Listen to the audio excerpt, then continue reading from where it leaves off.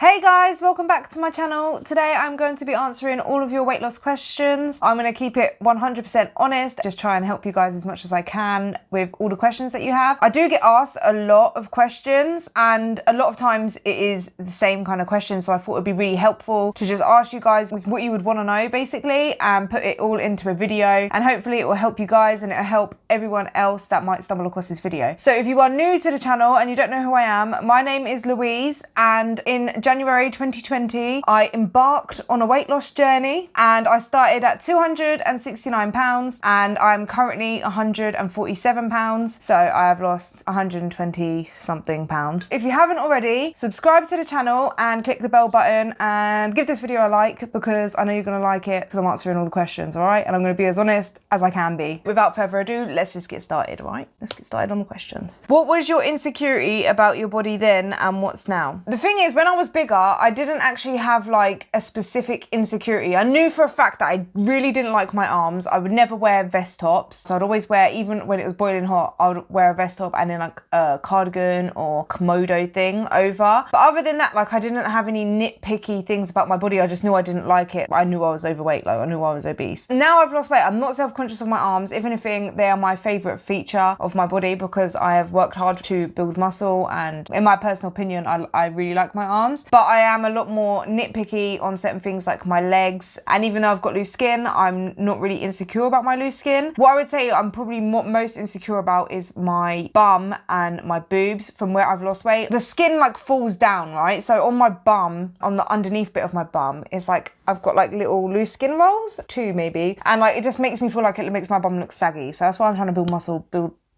in my glutes, and hopefully I can firm it out as much as possible. And in my boobs, because I've completely lost my boobs and they're basically like sacks of nothing. So my pecs are bigger than my actual boobs. I look like I've got boobs and people have said to me that, you know, it's good you haven't lost your boobs, but I genuinely do not have boobs. It's just pecs. Pecs and nipples and saggy skin. I hope someone laughed at that because otherwise that is embarrassing.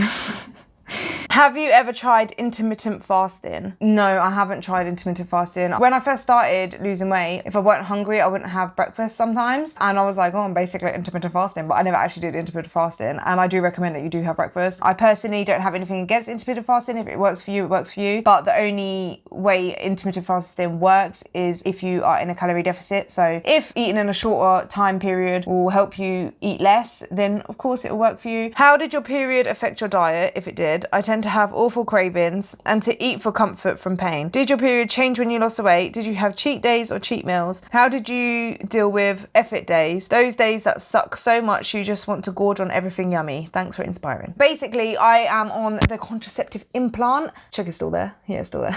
I haven't checked in a long time.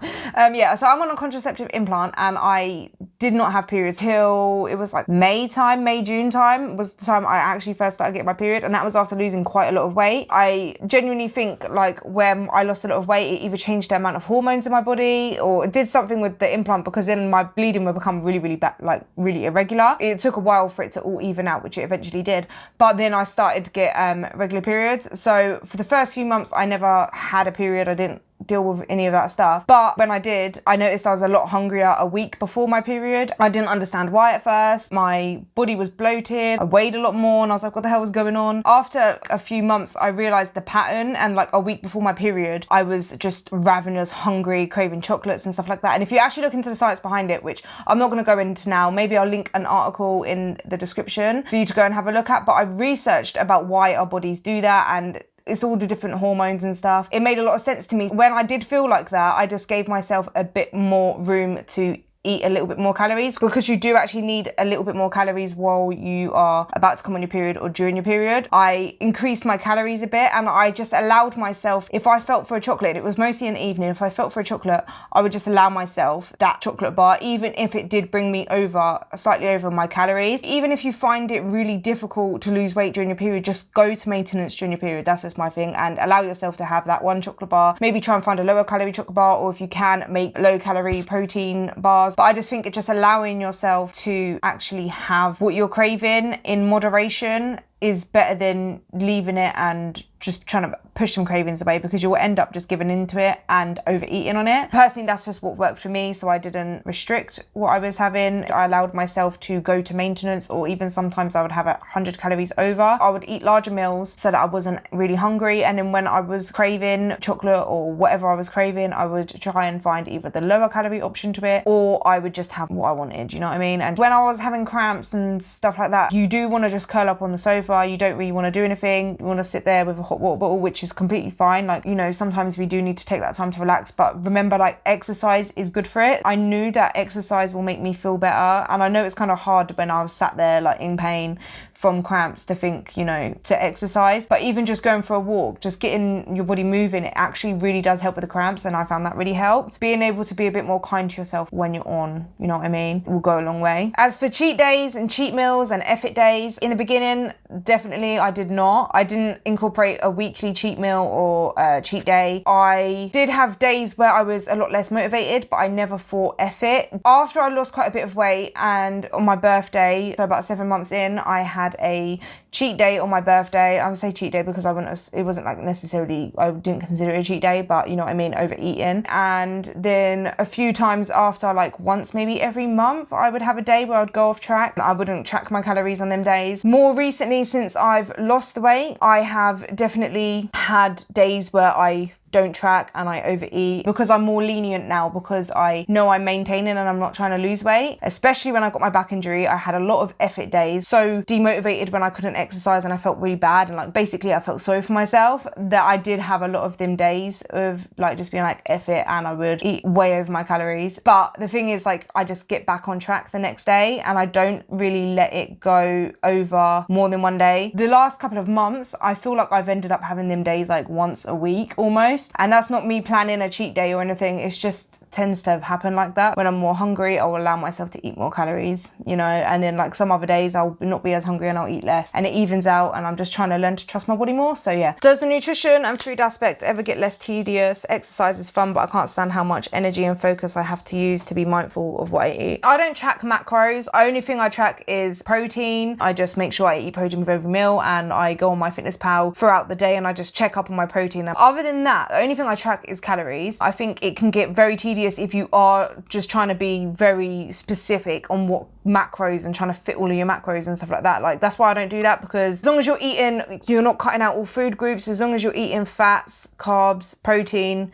and your micronutrients, all of that stuff, I don't think it's actually necessary to track your macros. So I can imagine that would be quite tedious. But with counting my calories, I guess it's the same thing. It's one of them ones where I would rather not have to count all of my calories. It's long you have to put it in your MyFitnessPal and all of that stuff. I don't think it ever gets more fun, but it's just something that you do, and it's more become of a routine for me now. I don't have to think of it, I just do it. What is an anabolic diet and how does it help build muscle? I found when I try to build muscle, my weight loss slows down. Anabolic basically just means high protein. Your body needs protein to build muscle. Protein is like the builders to help you build the muscle. If you don't have the protein, you can stimulate the muscle, but you're not going to have anything to help build your muscle. So anabolic just means something that is high in protein for the amount of calories. Things like egg whites are high in protein, chicken breast. When I first started weight training, my weight loss did slow down a little bit. From what I understand, and I could be wrong, but when you start weight training, you break down the muscle fibers, you get sore, right? And it kind of inflames, like there's like water that goes there and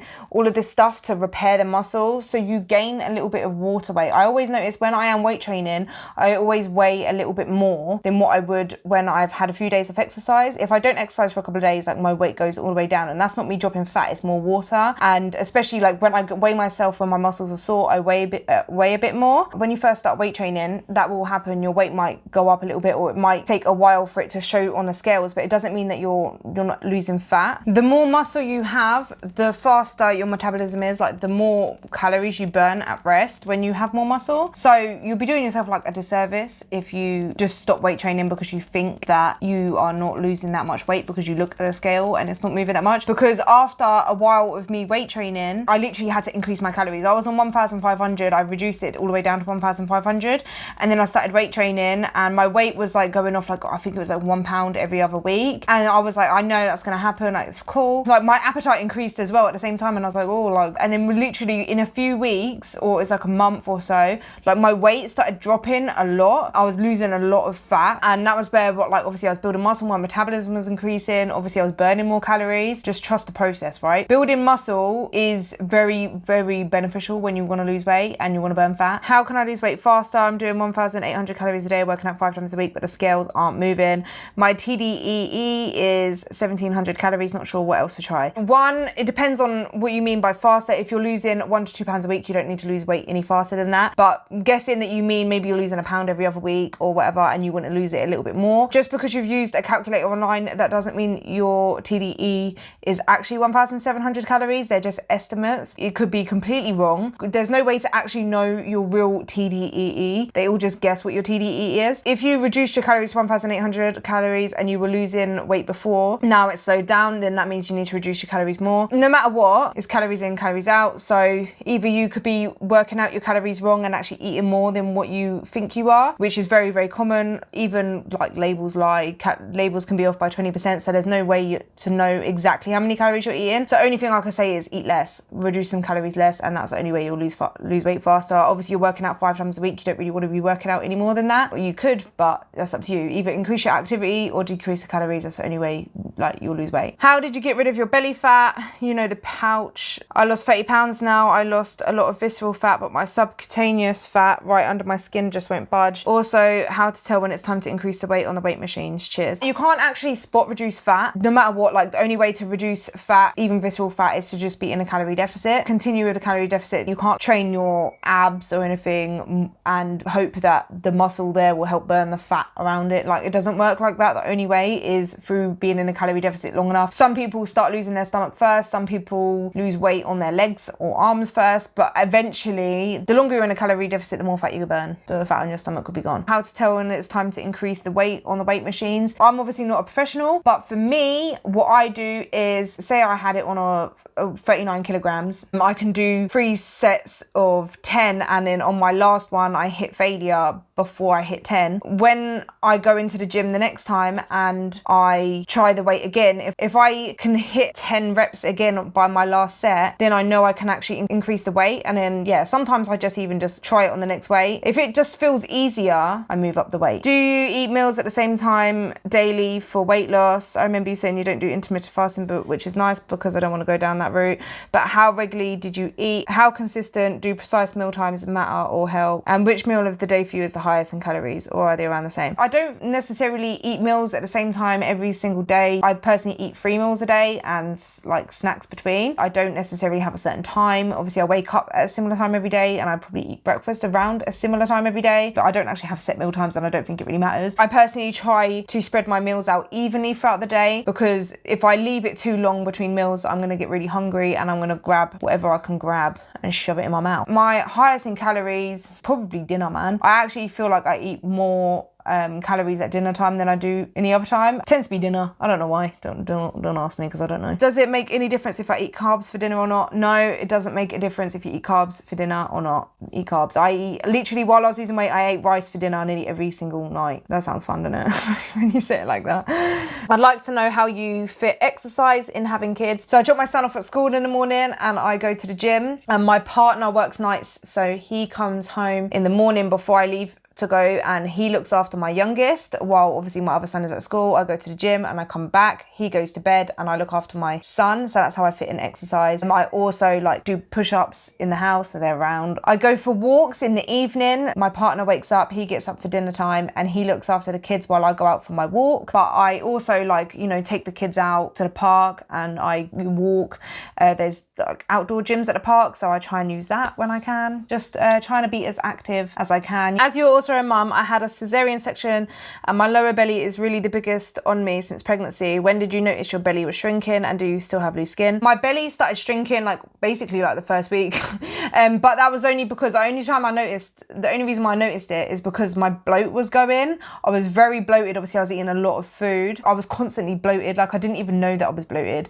So when I went into a deficit and I was eating healthier, my bloat started going in the first week. I remember I was taking before and after pictures in my first week and I was comparing it and I was like, because I could feel that I felt not bloated anymore and it made me feel slimmer. But I think a real noticeable difference in my stomach, probably 2 months in, I noticed it definitely looked smaller. Maybe 3 months for other people to start noticing that, you know, my belly was shrinking. But yeah, I felt like right from the beginning, my belly was like shrinking, but yeah.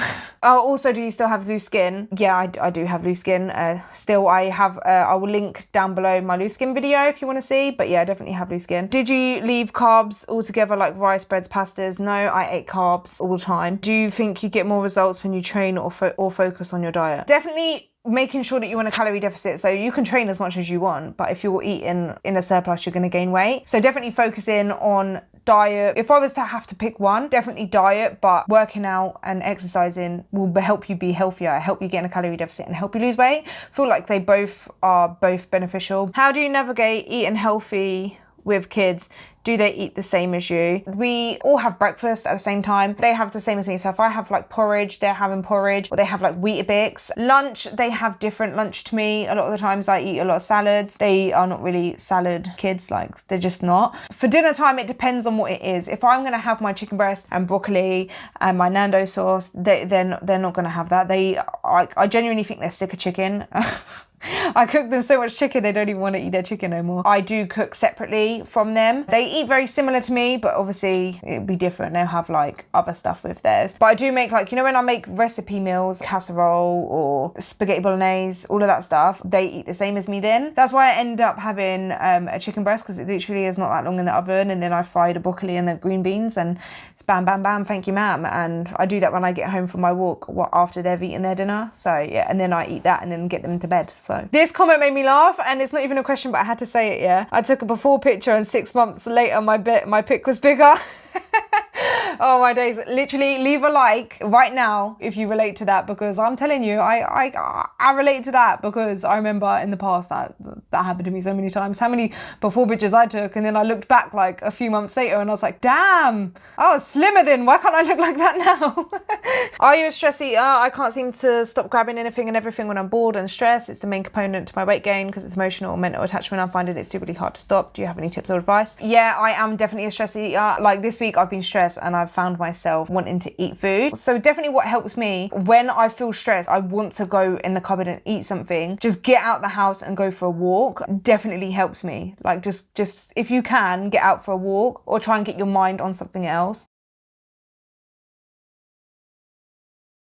So this video is extra long. I am going to end this video here and separate the video into parts. There'll be a part 1, part 2. There's so many questions. I want to be able to answer all of them, but this video is going to be extra long. Hope you enjoyed the video. If you did, leave a like, and if you haven't already, subscribe to the channel and click the bell button, and I'll see you in the next one.